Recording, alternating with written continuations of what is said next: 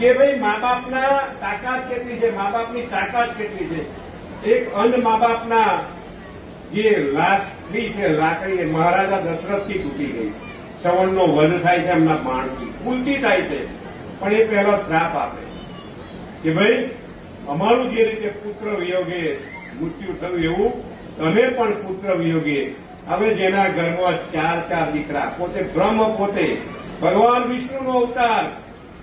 ભગવાન રામચંદ્રજી જેના ઘોડીએ ઝૂલ્યા હોય, જેના આગળ ભગવાન